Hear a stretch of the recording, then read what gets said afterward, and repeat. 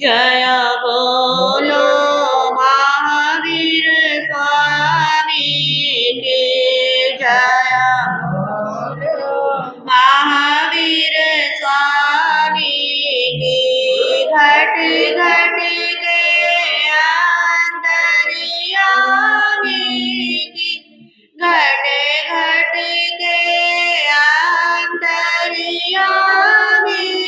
की जय बोलो महावीर स्वामी की जिस जगती का उद्धार किया जिस जगती का उद्धार किया जो आया शरण वो पार किया जो आया शरण वो पार किया जिस पीड़ सुनी हर प्राणी की जिस पीड़ सुनी हर प्राणी की जया बोलो महावीर स्वामी की जया बोलो महावीर स्वामी जो धर्म सिखाने आया था जो धर्म सिखाने आया था भारत को आन बचाया था भारत को आन बचाया था उस त्रिशूलानंदनी ज्ञानी की उस त्रिशूलानंदनी ज्ञानी की जया बोलो महावीर स्वामी की जया बोलो महावीर स्वामी की हो लाख बार प्रणाम तुम्हें हो लाख बार प्रणाम तुम्हें हे वीर प्रभु भगवान तुम्हें हे वीर प्रभु भगवान तुम्हें मुनि दर्शन मोक्ति मुनि दर्शन मोक्ति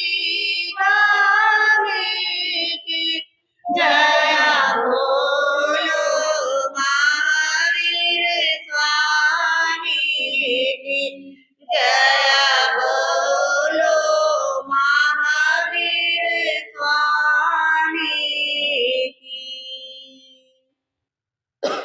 वीर प्रभु जी मेरी रंग दो चदरिया वीर प्रभु जी मेरी रंग दो चदरिया रंग दो चदरिया रंग दो चदरिया रंग दो चदरिया रंग दो चदरिया वीर प्रभु जी मेरी रंग दो चदरिया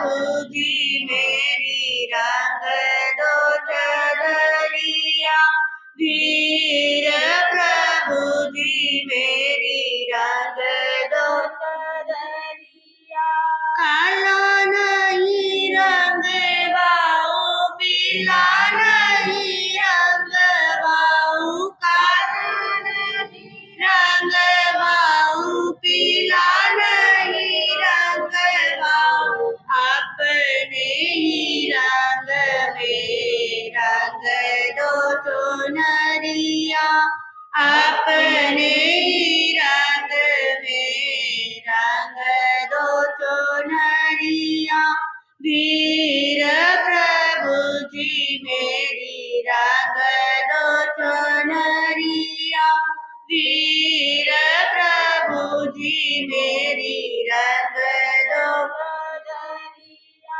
सारा जग रूठे मेरे वीर जी ना रूठे सारा जग रूठे मेरे वीर जी ना रूठे रूठ जाए चाहे सारी नगरिया रूठ जाए चाहे सारी नगरिया वीर प्रभु जी मेरी रंग दो चुनरिया वीर प्रभु जी मेरी रंग दो चुनरिया रंग दो चुनरिया रंग दो चुनरिया रंग दो चुनरिया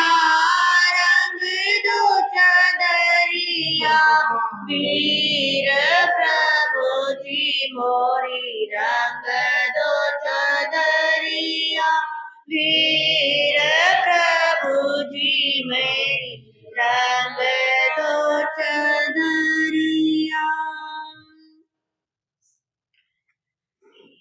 एक भजन की और पंक्तियां सभी को आती है और अपने आप को भक्ति में डुबोने का पूरी तरह प्रयास करेंगे।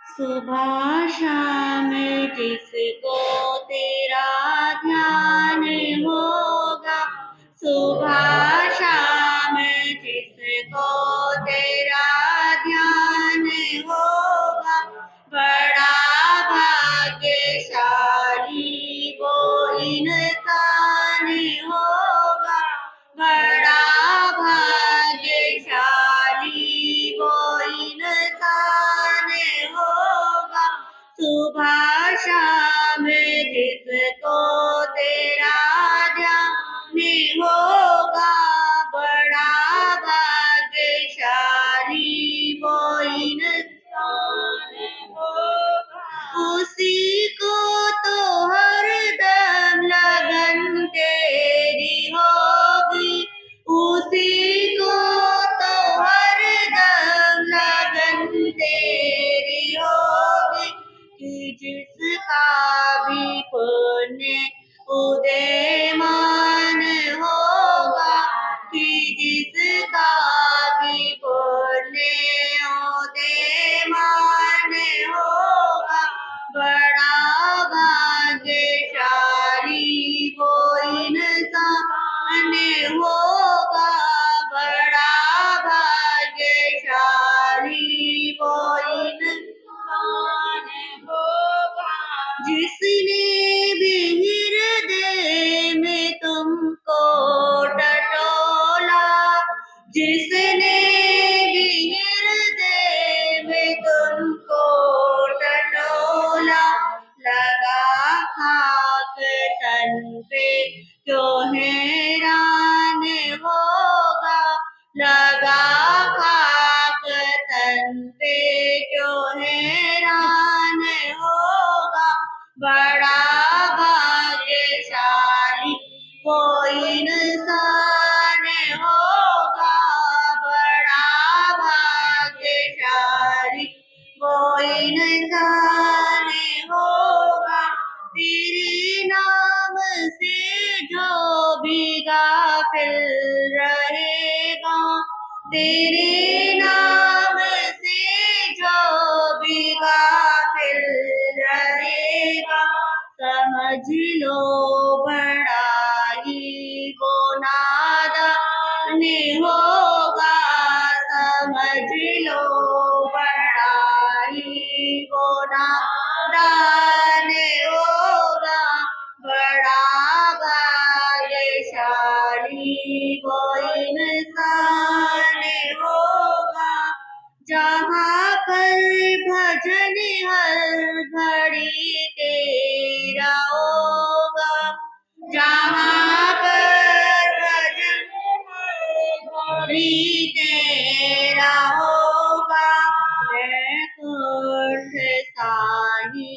वो स्थान होगा, वैकुंठ साही वो स्थान होगा, बड़ा भाग्यशाली वो इंसान होगा, बड़ा भाग्यशाली वो इंसान होगा। तू बेचैन मत हो ये पी प्रेम प्याला, तू बेचैन मत हो ये पी प्रेम प्याला, इसे जो पिए वो कदरदान होगा, इसे जो पिए वो कदरदान होगा। सुबह शाम जिसको तेरा ध्यान होगा, बड़ा भाग्यशाली वो इंसान होगा, बड़ा भाग्यशाली वो इंसान होगा। बोलिए भगवान महावीर स्वामी की जय। बाल ब्रह्मचारी स्वामी श्री भागवत जी महाराज की जय। संघ गौरव प्रवर्तक पूज्य गुरुदेव श्री प्रेम सुख जी महाराज की जय। संसार के सभी महापुरुषों की जय। जी हाथ जोड़ गौराणो मेरी वंदना, जी हाथ जोड़ गौराणो मेरी वंदना, एक बार वंदना हजार बार वंदना, एक बार वंदना हजार बार वंदना, लाख बार वंदना करो, बार वंदना, लाख बार वंदना करो, वंदना, जी हाथ जोड़े गौराणो मेरी वंदना।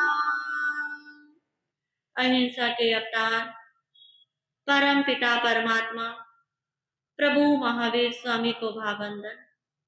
आत्मज्ञानी सदगुरुदेव युग प्रधान आचार्य सम्राट पूज्य श्री शिमली जी महाराज साहब, उत्तर भारतीय परिवर्तनी श्रमणी सूर्या डॉक्टर गुरानी श्री सरिता जी महाराज साहब, सरल आत्मा सरल मना सदगुरु वरिया श्री अजय कुमारी जी महाराज साहब, श्रमणी गौरा प्रज्ञा ज्योति प्रवचन प्रभाविका डॉक्टर गुरानी श्री शिवाजी महाराज साहब के पावन पवित्र चरण कमलों में कोटि कोटि वंदन नमन।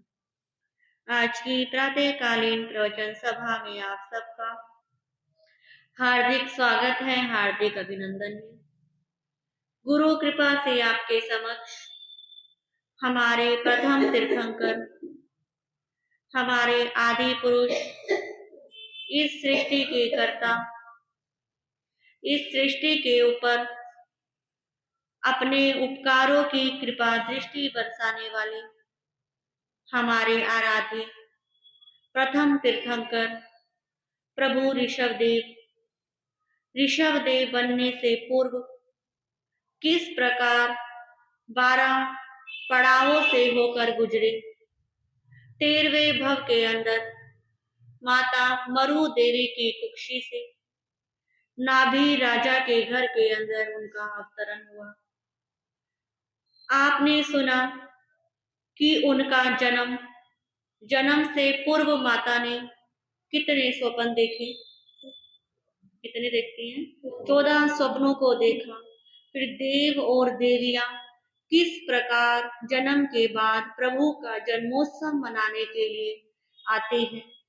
किस प्रकार नाभि राजा अपने पुत्र का नाम ऋषभ रखते हैं। वो ऋषभ धीरे धीरे बड़े होने लग गए। वो समय भी आया कि दो राजकुमारी यानी कि सुमंगला और दूसरी कौन थी, सुनंदा, दोनों के साथ उनका क्या करा दिया गया, विवाह करा दिया गया।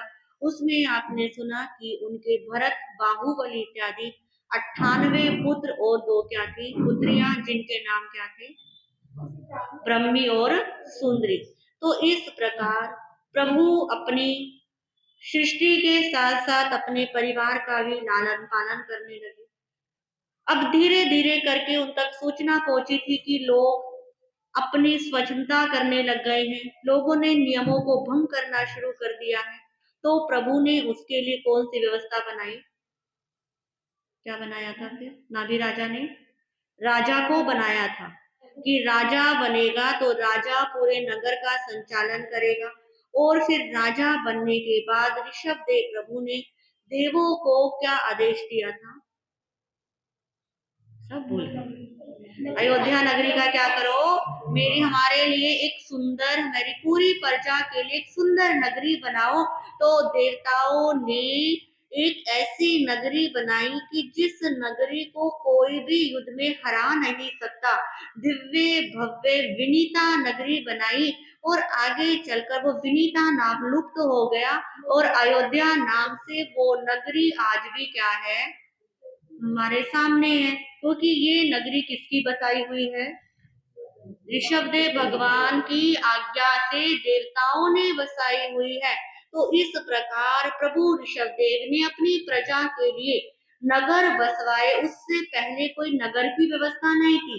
जैसे आज हम भारत में हैं, अब हम दिल्ली में है, कोई हरियाणा में, कोई पंजाब में, कोई राजस्थान में। तो ये जो प्रांतों को अलग अलग बांटा गया, ये प्रभु ऋषभदेव की ही आशीर्वाद है कि उन्होंने कहा कि व्यवस्था को सुचारू रूप से बनाने के लिए इसको विभिन्न नगरों में क्या करा जाए, विभक्त किया जाए। अब सुंदर व्यवस्था हो गई। राज्य की सुरक्षा के लिए सैनिक भी नियुक्त कर दिए, सेना भी बना दी, हाथी दल, अश्व दल, घोड़ों का दल, ये सब क्या कर दिए, तैयार कर दिए कि सब क्या रहे, सुरक्षित रहे। अब राज्य की व्यवस्था अच्छी प्रकार से चल रही थी। अब आपने ये भी सुना था कि धीरे धीरे करके कल्प वृक्षों की क्षमता क्या हो गई, कम हो गई। पहले इंसान को भूख लगती थी तो कल्प वृक्षों से क्या कर लेते थे, वो भोजन ले लेते थे। अब कल्प वृक्षों की क्षमता खत्म हो गई। अब पेट में भूख तो क्या है, लगनी ही लगनी है। बेशक वो तीसरा आ रहा था, कितने दिन के बाद भूख लगती थी, 3 दिन के बाद। और कितनी, क्या एग्जाम्पल दिया था मैंने, आंवला जितना एक बार खा लिया और भूख क्या हो जाती थी, शांत हो जाती थी। अब कहते हैं इंसान को, मानवों को भूख लगने लगी। अब वो भूख की तलाश में इधर उधर देखने लगे। अब वो जैसे जैसे खेतों में, जंगलों में जाते हैं तो वहां पर उनको अनाज क्या होता है, दिखाई देता है। अब वो पीले पीले रंग का अनाज उनको बड़ा अच्छा लगता है। अब वो सोचते चल कुछ खाकर देखते हैं, खाने की क्या होगी ये चीज। और उनको नहीं पता था कि इस चीज को खाने से क्या करा जाता है, पेट भरता है। अब उन्होंने कहीं कहीं जैसे एक दो थोड़ी दूरी दूरी पर वो अनाज उगता, अब वो उसको तोड़ते, अब उसको फटाफट क्या कर लेते, खा लेते। अब कच्चा अनाज खा लिया तो पेट में क्या होगा, दर्द होगा। अब जब कच्चा अनाज खाते पेट में दर्द होता, फिर राजा के पास पहुंचते कि प्रभु हमें भूख लगी थी और हमने क्या खा लिया, ऐसे तोड़ के खा लिया और पेट में क्या हो गया, दर्द हो गया। तो प्रभु ने कहा ऐसा करना, इसको ऐसे नहीं खाते, इसके ऊपर जो छिलके होते हैं उस छिलकों को क्या करो, उतार के। बस आप देखते हैं चावल होता है, गेहूं होता है, जब वो खेत में होते हैं तो बहुत सारे क्या लगे होते हैं, उनके ऊपर छिलके लगे होते हैं। अब प्रभु ने कहा कि छिलके को उतार कर खाओ। अब लोगों ने छिलकों को उतार कर खाना शुरू कर दिया। अब कहते फिर भी वही अनाज तो क्या रहेगा, सख्त रहेगा। अब फिर वापिस प्रभु के पास पहुंचे कि प्रभु हमने खाया, अभी भी हमारे क्या हो रहा है, पेट में दर्द हो रहा है। अब प्रभु ने कहा चलो ऐसा करो, ये अनाज तुमको ऐसे छिलका उतार के पेट में दर्द हो रहा है तो इसको ईंट से क्या करो, तोड़ दो, उससे क्या हो जाएंगे, छोटे छोटे टुकड़े हो जाएंगे, उसे तोड़कर खा लो। अब इंसान वैसे खाने लग गया, फिर अनाज का स्वभाव तो जो सख्त है वो तो रहेगा, फिर पेट में जाके दर्द करने लग गया। फिर प्रभु ने कहा, फिर पास पहुंचे, प्रभु ने कहा ऐसा करो, इस अनाज को कुछ देर के लिए क्या कर दो, भिगो दो। अब भिगो के खाओगे तो क्या हो जाएगा, सॉफ्ट हो जाएगा, और फिर तुम क्या कर लेना, खा लेना।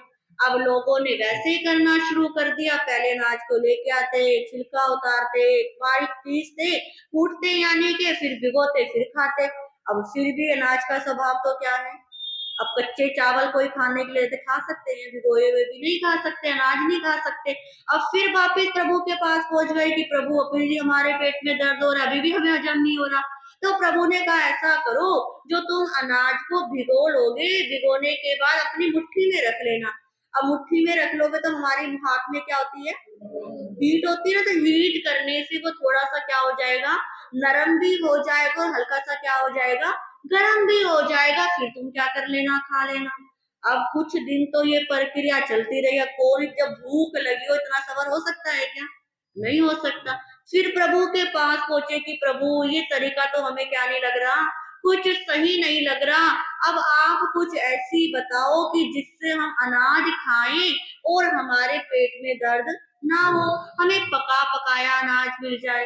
अब प्रभु अपनी दूर दृष्टि में देख रहे हैं कि अब वो समय आ गया है कि अग्नि का क्या कराना पड़ेगा, आविष्कार कराना ही पड़ेगा। इससे पहले लोग आगों के बारे में नहीं जानते थे कि आग होती है। आप देखिए, आज से 30 40 साल पहले भी घर घर के अंदर गैस नहीं थी, पहले स्टोव चलते थे, स्टोव से पहले क्या होते थे, वो चूल्हे होते थे, उसके ऊपर ही खाना बनाता। तो सोचो, प्रभु ऋषभ देव के समय में तो गैस की कल्पना करना कितनी दूर की बात है। अब प्रभु ने अपने दिव्य ज्ञान में देखा कि वो समय आ गया कि अब लोगों को आग से परिचय कराना ही होगा। तो प्रभु ने कहा कि देखो, अब उस समय भी थोड़ा, ऋतुएं भी बदल रही थी कि तुम जंगल में जाओ और देखो, जो सूखे सूखे पेड़ हो जाते हैं, जब वो झड़ने लग जाते हैं तो वो आपस में क्या खाते हैं, रगड़ खाते हैं, और जब वो आपस में रगड़ खाते हैं तो एक चिंगारी सी क्या होती है, निकलती है। अब उन्होंने, प्रभु ने उनको जंगल में भेज दिया कि जहां पर दो पेड़ आपस में रगड़ खा रहे होंगे, वहां पर जो चिंगारी हो रही होगी उससे क्या कर लेना, तुम अपना खाना पका लेना। अब लोग जंगल में गए, अब जैसे पेड़ आपस में टकरा रहे तो एक शाइनिंग सी हो रही थी, और लोगों को लगा रहे तो क्या है, रतन है, क्योंकि पहले के समय में रतन ही चलते थे। अरे प्रभु, जंगल में तो बड़े बड़े पेड़ जब आपस में रगड़ रहे हैं तो बड़े बड़े रतन क्या हो रहे हैं, पैदा हो रहे हैं, और वो इतने बड़े, इतने ऊंचे ऊंचे तक जाते हैं। अब प्रभु ने उन्हें कहा कि अरे वो रतन नहीं है, वो क्या है, आग है। अच्छा प्रभु, अब उस आग के अंदर क्या पकाना है, खाना कैसे पकाए, अरे तुम क्या करना, अनाज को क्या कर देना, उस आग के अंदर डाल देना। अब लोगों ने क्या करा, बेचारे भोले भाले सरल बुद्धि के लोग थे, अब जितना भी उनका अनाज होता था उसमें भिगा हुआ अनाज डाल देते थे। अब उनको नहीं पता कि कब पकेगा, कितनी देर में पकेगा, वो सारा अनाज क्या हो जाता था, जल जाता था। अब फिर प्रभु के पास पहुंच गई कि प्रभु हमने तो पकने के लिए डाला और सारा अनाज क्या हो गया, जल गया। तो कहते हैं उस समय प्रभु हाथी के ऊपर बैठे हुए थे, उन्होंने कहा कि कुछ गीली मिट्टी लेकर आओ, और उन्होंने हाथी के ऊपर, पीछे बैठे हुए हाथी के सिर के ऊपर वो गीली मिट्टी से एक बर्तन का क्या दे दिया, आकार दे दिया। कहा कि जब ये सूख जाए तो इसको अग्नि में रखना और फिर अनाज डालना और फिर पकाकर क्या कर लेना, खा लेना।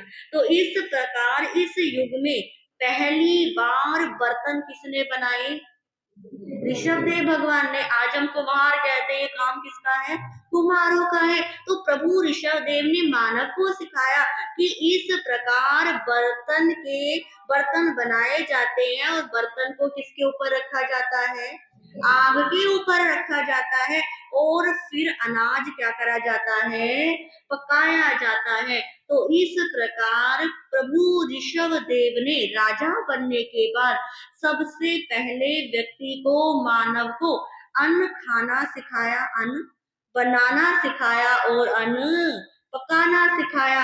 अब कहते हैं प्रभु उस समय के जो लोग थे, अब वो प्रभु को चलता फिरता कल्प वृक्ष क्या करने लग गए, समझने लग गए कि हर इच्छा, कोई भी समस्या होती है, कहीं पर भी अटकते हैं तो हम किनके पास पहुंच जाते हैं, राजा प्रभु के पास पहुंच जाते हैं। अब यही हमारे क्या है, कल्प वृक्ष है। तो प्रभु ने कहा देखो मैं कोई कल्प वृक्ष नहीं हूँ, मैं तुम्हें कर्म करना क्या करता हूँ, सिखाता हूँ। मैं तुम्हें श्रम करना सिखाता हूँ।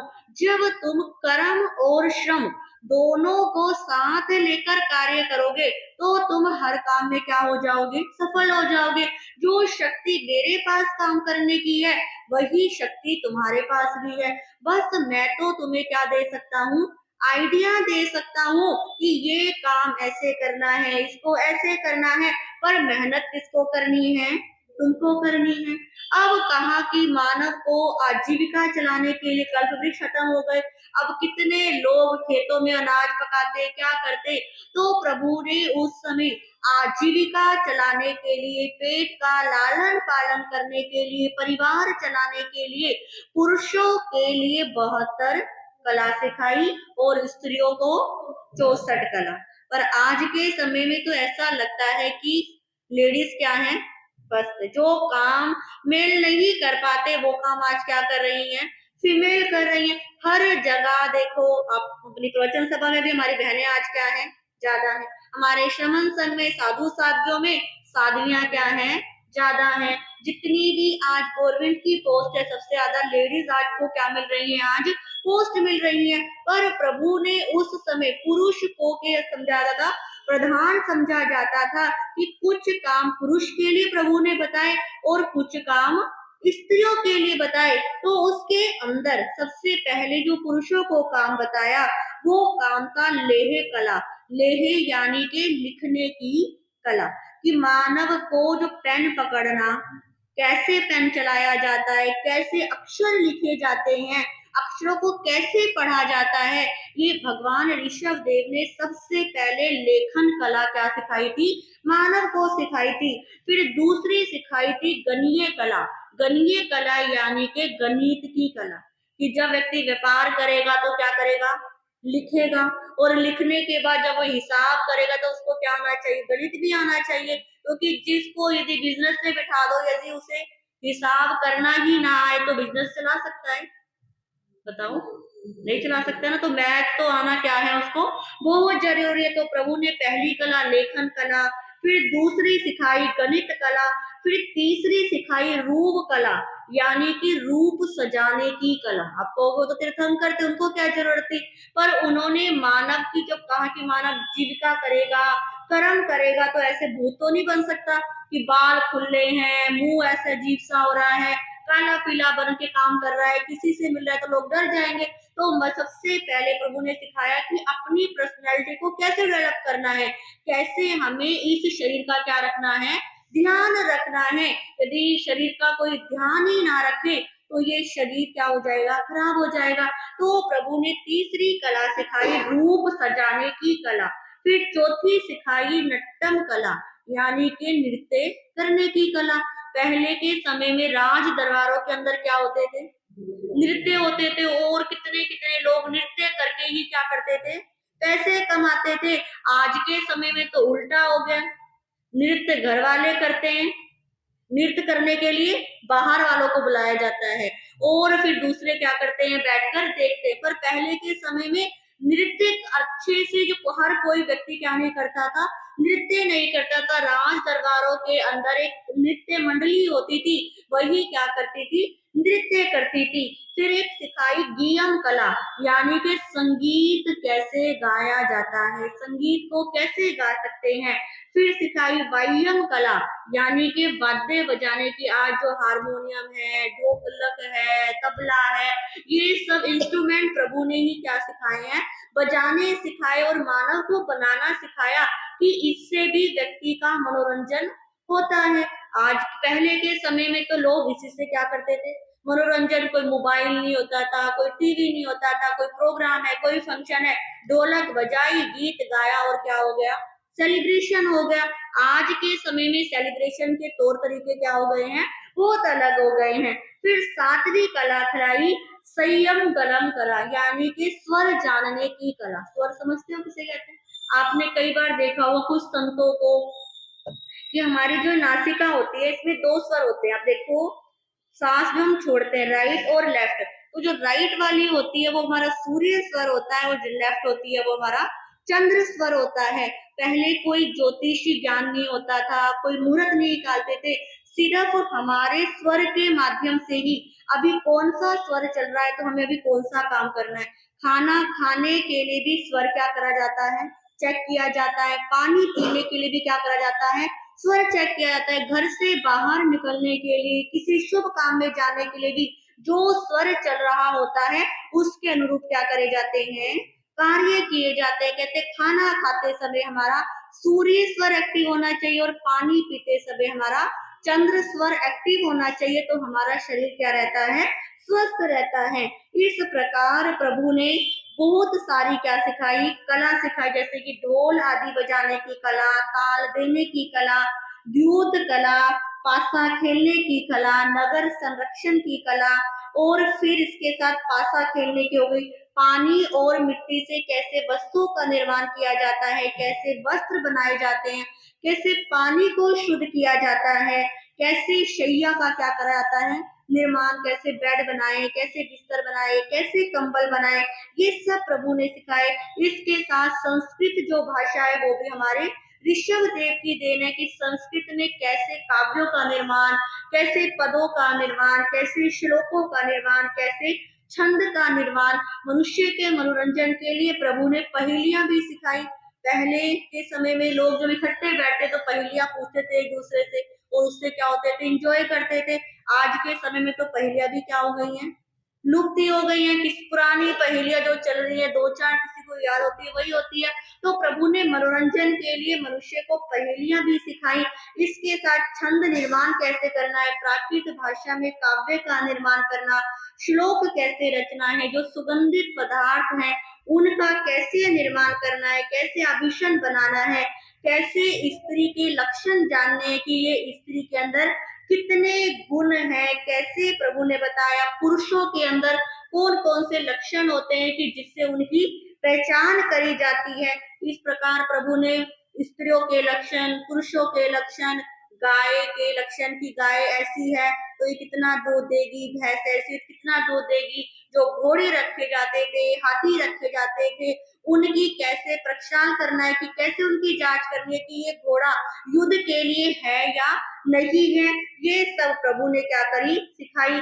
इसके साथ साथ प्रभु ने जो युद्ध के समय यूज आते थे, तलवार को कैसे चलाना है, मेढ़ों को कैसे चलाना है, छत्र का कैसे निर्माण करना है, इस प्रकार प्रभु ने रतन जो होते थे, आज के समय में इतने महंगे रतन हो रहे हैं, तो रतन को भी कैसे इंसान को यूज करना है, कैसे अपने पास रखना है, ये सब बातें प्रभु ने बताई। इसके साथ जो हमारे नव ग्रह हैं जिसको हम ज्योतिष में जानते हैं कि अभी ग्रह ऐसा चल रहा है वैसा चल रहा है, तो इसके बारे में भी प्रभु ने अपने खुद बताया है कि सूर्य ग्रह जब ऐसा होगा तो ऐसे होगा, संक्रांति सुनते हैं हम। फिर चंद्रमा की गति बताई, 9 ग्रहों की गति के बारे में प्रभु ने बताया, और इसके साथ 27 नक्षत्र जो हमारा जन्म होता है तो जन्म के साथ हमें एक नक्षत्र मिलता है, उसके अकॉर्डिंग हमें क्या करना चाहिए, कैसे हमारा जीवन होता है, तो ये सब बातें भी हमारे ऋषभ देव ने ही बताई हुई है। इसके बाद मानव को साधना कैसे करनी है, कैसे मंत्रों को साधना है, कैसे ध्यान करना है, कैसे किसी की गुप्त बातों को अपने भीतर रखना है, ये सब बातें भी प्रभु ने बताई। इस प्रकार चक्रव्यूह की क्या करनी है, रचना करनी है, कैसे चक्रव्यूह से रचना है और कैसे घर के अंदर प्रत्येक वस्तु रखनी है, आज के समय से हम वास्तु कहते हैं कि वास्तु के हिसाब से क्या करा जाता है, सामान रखा जाता है। तो ऐसे ही प्रभु ने बताया कि आप घर के अंदर कहाँ पर मंदिर रखो, कहाँ पर टॉयलेट हो, कहाँ पर आपका रूम हो, कहाँ पर स्टडी हो, ये सब प्रभु ने पुरुषों की कला के अंदर क्या करी है, बताई है। इस प्रकार धागा कैसे बने, कपड़ा कैसे बने, बस कपड़े के साथ साथ लोहा कैसे बने, कैसे कुम्हार का प्रयोग बर्तनों के माध्यम से, लक्कड़हारे का प्रयोग लकड़ियों के माध्यम से, ये सब बातें प्रभु ने क्या बताई है हमें, 72 कलाओं के माध्यम से बताई है। इसी प्रकार स्त्रियों के लिए भी क्या बताई है, 64 कला बताई है, जिसके अंदर नृत्य कला स्त्रियों की, स्त्रियों का तो क्या है, नृत्य करना सबसे बड़ा गुण है। चित्रकला, कैसे चित्रकला कर सकती हैं, कैसे वादिक कला, कैसे अपने वादन के बोलने के माध्यम से वो अपना प्रचार प्रसार कर सकती है, कैसे मंत्र साधना कर सकती है, कैसे विज्ञान के क्षेत्र में आगे बढ़ सकती हैं, कैसे धर्म के क्षेत्र में आगे बढ़ सकती हैं, कैसे अपनी बुद्धि को क्या कर सकती हैं, तीक्ष्ण कर सकती है, कैसे गृहस्थी का पालन कर सकती है, कैसे व्याकरण का अध्ययन कर सकती हैं, कैसे लोक व्यवहार स्त्रियां क्या कर सकती है, निभा सकती हैं। तो इस प्रकार पुरुषों के साथ साथ प्रभु ने स्त्रियों के लिए भी 64 प्रकार की कला बताई। आज हमारे आसपास जो कुछ भी है, जितना भी हम देख रहे हैं, जितना भी हम कर रहे हैं, उन सबके पीछे हमारे प्रथम तीर्थंकर प्रभु ऋषभ देव का ही क्या है, हाथ है। यदि हम ऋषभ देव भगवान को याद करते हुए कोई भी काम करते हैं, तो उस काम में हम 100% क्या होते हैं, सफल होते हैं। इसके साथ प्रभु ने मानव को दोनों हाथों से लिखने की क्या दी थी, कला दी थी। आज के समय में कोई कोई ऐसे, फिर भी हमारे भारत के अंदर कुछ व्यक्ति ऐसे ही दोनों हाथों से क्या कर सकते हैं, लिख सकते हैं। उस समय प्रभु ने हर मानव को कहा था कि तुम्हें अपने दोनों माइंड का क्या करना है, यूज करना है, और दोनों हाथों से क्या करना है, लिखना है। तो इस प्रकार प्रभु ने अपनी, जो उनकी ब्रह्मी पुत्री थी, उसको गणित का विशेष क्या दिया था, महत्व दिया था, गणित का ज्ञान दिया था। कहते हैं जिस बच्चे का गणित वीक हो, मैथ में अच्छे नंबर नहीं ले पा रहा हो, उसको ब्रह्मी जी का क्या करना चाहिए, ध्यान करना चाहिए, उनका जाप करना चाहिए। तो इससे उसको गणित की उसके अंदर क्या बढ़ती है, रुचि बढ़ती है। इस प्रकार प्रभु ऋषभ देव ने मानव को मानव के साथ एक साथ क्या बताया, मिलजुल कर रहना सिखाया। और इसके साथ साथ प्रभु ने आज जो चिकित्सा का क्षेत्र है, आयुर्वेदिक हो गया, होम्योपैथिक हो गया, एलोपैथिक हो गया, जड़ी बूटों के माध्यम से हो गया, कि घर में आप बीमारी को कैसे ठीक कर सकते हैं, ये सब चीजें हमें प्रभु ऋषभ देवी क्या करके गए हैं, बता कर गए हैं। पर आज का मानव के इतना आलस्य है कि वो बना बनाया क्या करता है, पसंद करता है, बना बनाया ले आओ, पैकेट खोलो और काम खत्म करो। पर प्रभु ऋषभ देव ने बताया कि आप अपने हाथ से ऐसी कोई चीज नहीं है जो आप नहीं कर सकते हैं। तो इस प्रकार प्रभु ऋषभ देव की कृपा से आज जगह जगह पर चिकित्सा के क्षेत्र हैं, आज जगह जगह पर क्या है, हॉस्पिटल है, आज जगह जगह पर खेल के मैदान है। तो ये सब हमारे प्रभु ऋषभ देव की क्या है, कृपा है। अब प्रभु ऋषभ देव का जो कुल आयुष था वो था 84 लाख पूर्व का। अब 84 लाख पूर्व जब वो राजा बने, शादी हुई, उस समय उनका 82 लाख पूर्व रह गया था।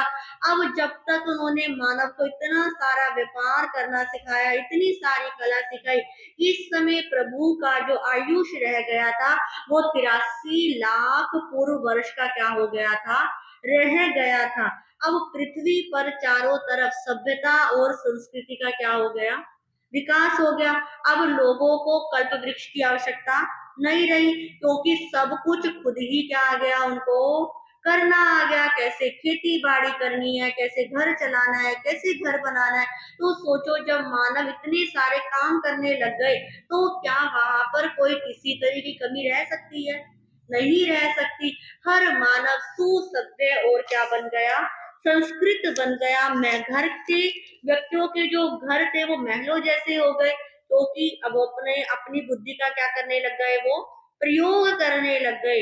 अब धीरे धीरे करके वो समय आता है कि जब प्रभु अपनी गृहस्थ अवस्था में रह रहे थे और एक दिन ऐसे आजकल बसंत ऋतु का मौसम चल रहा है, बसंत ऋतु का समय चल रहा था और वो महल की छत पर खड़े थे और देख रहे थे कि सड़कों के अंदर किस प्रकार लोग आ रहे हैं, किस प्रकार जा रहे हैं, कोई जी रहा है, कोई मर रहा है, कोई सुखी हो रहा है, कोई दुखी हो रहा है, कोई परेशान है। अब वो देखते देखते उनका मन क्या हो गया, अंदर से परेशान हो गया। क्या मानव हमेशा से ऐसा ही रहेगा? अपने लिए उसके पास कुछ भी नहीं है। क्या ये जीवन एक दिन लेना और एक दिन मर जाना, एक दिन जन्म एक दिन मृत्यु, यही चलता रहेगा? आखिर ये जन्म मरण कैसे खत्म होगा? अब उसके अंदर इतना चिंतन चलने लगा कि उस दृश्य को देखते प्रभु के अंदर क्या आ गया, वैराग्य आ गया। ये हमारी स्थानकवासी परंपरा के अंदर क्या आता है कि लोगों को देखकर, लोगों के सुख दुखों को देखकर प्रभु के भीतर क्या आ गया, वैराग्य आ गया। परंतु दिगंबर परंपरा के अंदर आता है कि एक बार देवराज इंद्र अपनी राजसभा में बैठे थे और उनके मन में आया कि मैं प्रभु के दर्शन करने के लिए चलूं, और पूरी सभा मंडली के साथ क्या गए, प्रभु के राज दरबार में आ गए प्रभु के दर्शन करने के लिए। और उन्होंने सोचा कि प्रभु के दर्शन करने आए हैं तो अपनी अप्सराओं को लेकर आए थे। एक वहां पर उन्होंने नृत्य क्या कहा, एक अप्सराओं को कहा कि आप प्रभु को नृत्य करने दिखाओ, कि राजा क्या हो जाएंगे, खुश हो जाएंगे, हमारे प्रभु को अच्छा लगेगा। उसके अंदर जो नृत्य कर रही थी उसमें जो सबसे मुख्य थी उसका नाम था नीलांजना। क्या नाम था? नीलांजना। अब कहते हैं वो देवलोक की अप्सरा प्रभु के सामने क्या कर रही है, नृत्य कर रही है। और नृत्य करते करते उसका आयुष क्या हो गया, पूरा हो गया। अब उसका आयुष पूरा हो गया और देवराज इंद्र ने देख लिया कि इस निरंजना का आयुष पूरा हो गया। अब उन्होंने सोचा कि अगर इसको रुकवाऊंगा, ये गिर गई तो एकदम से हमारी क्या हो जाएगी, बेइज्जती हो जाएगी। अब उस देवराज इंद्र ने अपनी लब्धि के माध्यम से, रिद्धि के माध्यम से उस निरंजना के स्थान पर दूसरी को क्या कर दिया, खड़ा कर दिया। और किसी को इस बीच में पता ही नहीं लगा कि एक की मृत्यु भी हो गई और उसके बदले क्या आ गई, दूसरी भी आ गई। पर प्रभु ऋषभ देव तो कितने ज्ञान के धारी थे, 3 ज्ञान के धारी थे, मति ज्ञान, श्रुत ज्ञान और अवधि ज्ञान।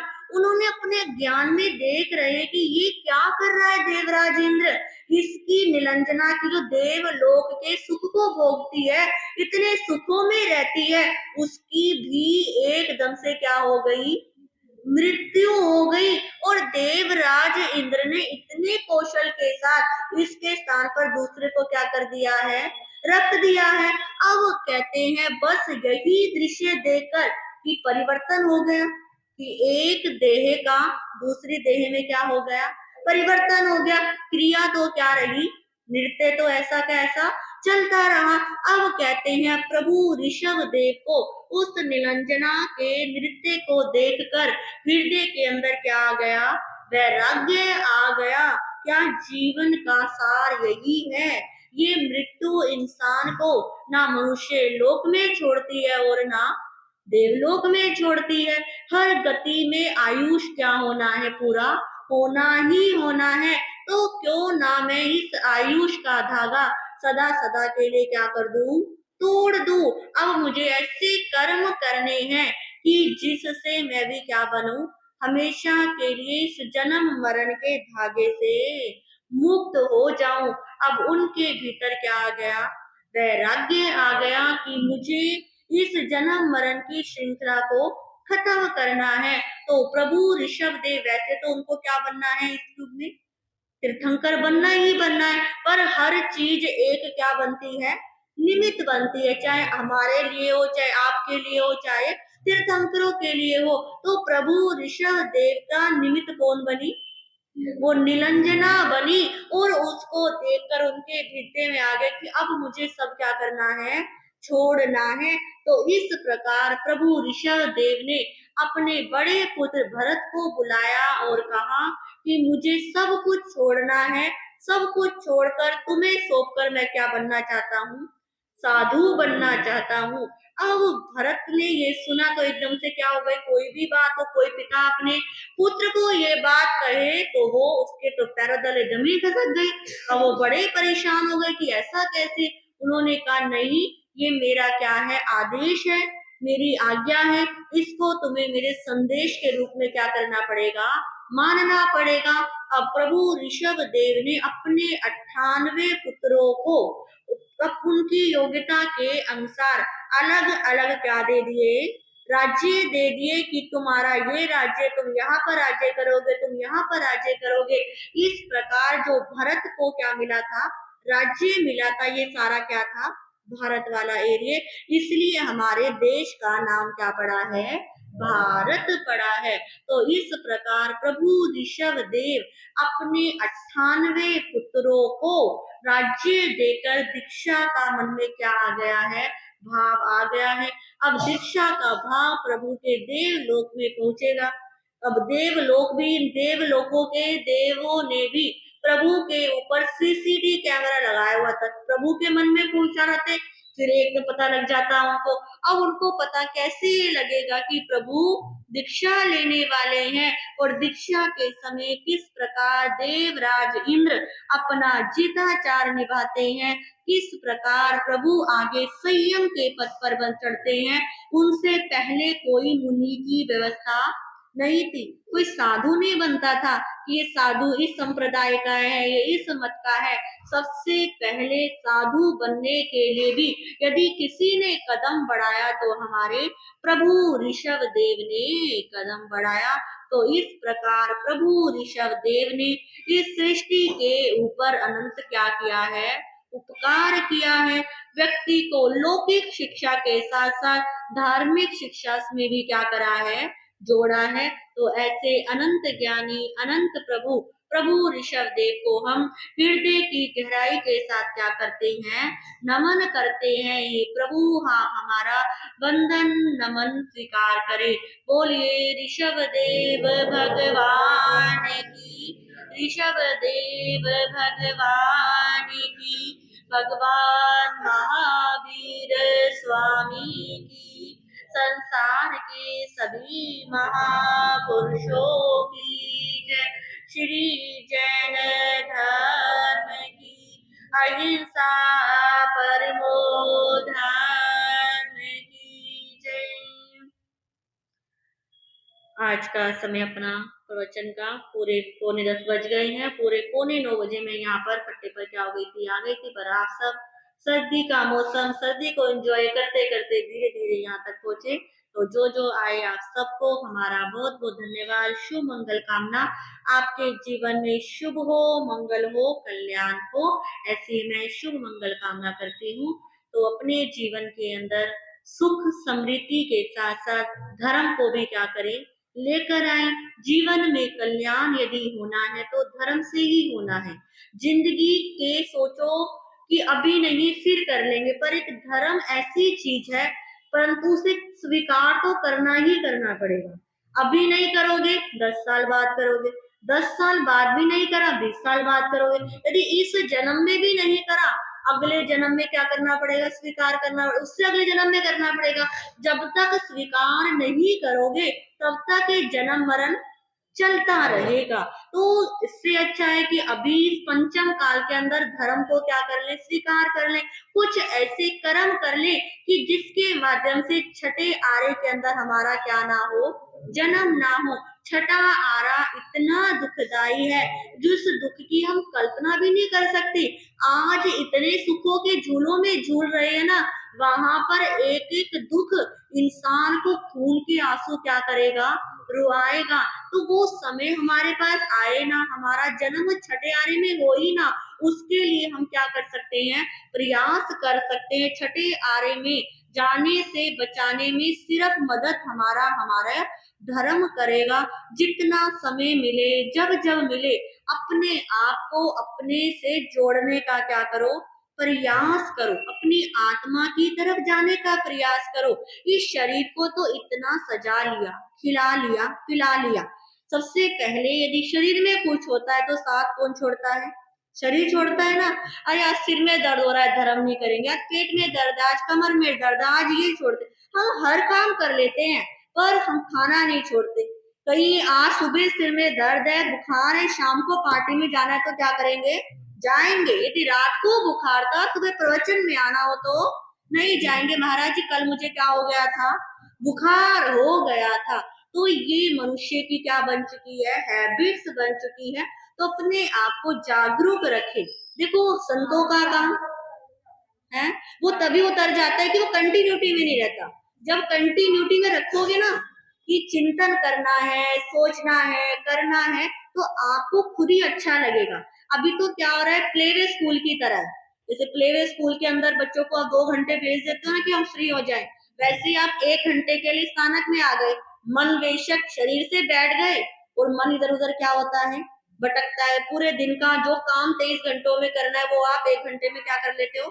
बेशक सामने हमारे हो पर माइंड चल रहा होता है। तो इस स्कूल में, इस पाठशाला में, इस प्रवचन में आने का को आने के बाद अपने मन को क्या करना है? स्थिर रखना है कि कैसे मैं प्रयास करूं, कैसे मैं अपने बंधनों को क्या करूं? तोड़ूं, कैसे जन्म मरण की श्रृंखला को खत्म करूं। क्योंकि चिंतन नहीं करोगे ना तो ऐसे के ऐसे रह जाओगे। चिंतन करोगे तो ये साधना क्या करेगी? आगे बढ़ेगी। कहते हैं चिंतन, दो शब्द, एक चिंता और एक चिंतन। यदि चिंता करी तो पानी को मत लो, कुछ नहीं मिलेगा। चिंतन करा तो मक्खन को मतोगे, मलाई को, मक्खन को मतोगे तो क्या निकलेगा? घी निकलेगा। अब ये आपके ऊपर निर्भर है कि आप अपनी आत्मा से क्या मथना चाहते हो। चिंतन करना चाहते हो या चिंता करनी चाहते हो? इस जीवन को ऐसे ही व्यर्थ गंवाना चाहते हो या कल्याण करना चाहते हो? अब देखो 80% काम तो आपका हो चुका। वो लोग देखो जो उनको पता होने के बाद भी स्थानक में नहीं आ पाए, पता होने के बाद भी प्रवचन में नहीं आए, प्रवचन भी पता होने के बाद भी नहीं पहुंच पाए। तो आपका तो इतना पुण्य, तो कम से कम काम करा ना। पता है महाराज भी आ गए, फिर भी आपने 1 घंटा निकाला, आप यहाँ पर आ गए। आने के बाद बैठ भी गए, समय पर भी आ गए, समाहित भी कर ली, इतना काम तो आपका हो गया। वो लोग देखो जिनका इतना भी नहीं हुआ, जो भारी मिथ्यात्व में इतने क्या हुए हैं? डूबे हुए। अब तो सिर्फ आपको अपने मन को क्या करना है? यहाँ पर आने के बाद तैयार करना है कि मुझे कर्मों पर विजय प्राप्त करनी है। ये मत सोचना कि साधु महाराज जी आपका तो कल्याण हो जाएगा। हमारे शास्त्र 15 प्रकार के सिद्ध आते हैं, उसके अंदर आता है गृहस्थ लिंग सिद्धा। गृहस्थी में रहते हुए भी, वेद ज्ञान की साधना करते हुए भी आप जन्म मरण की श्रृंखला से क्या हो सकते हो? मुक्त हो सकते हो। तो अपने आप को इस चीज के लिए क्या करें? तैयार करें। इन्हीं शब्दों के साथ में अपने विषय को विराम देती हूँ। हम मंगल पाठ सुनेंगे। नमो अरिहंतानम, नमो सिद्धानम, नमो आयरियानम, नमो वच्छायानम, नमो लोए सब साहुनम, ऐसो पंच नमोकारो सब पावपनासनो मंगलानंचे सभ्ये सिंह परमम हवै मंगलम। ओम नमो नानस, ओम नमो दंसनस, ओम नमो चरितस, ओम नमो प्रभस अंगुष्ठे अमृत वसे लब्धि तना भंडार। श्री गुरु गौतम सुमरिये मन वंचित फलदातार। श्री चत्तारी मंगलम रियमता, मंगलम सिद्धा, मंगलम साहू, मंगलम केवली प्रणतो धम्मो मंगलम। चत्तारी लोगोत्तमा रियमता, लोगोत्तमा सिद्धा, लोगोत्तमा साहू, लोगोत्तमा केवली प्रणतो धम्मो लोगोत्तमा।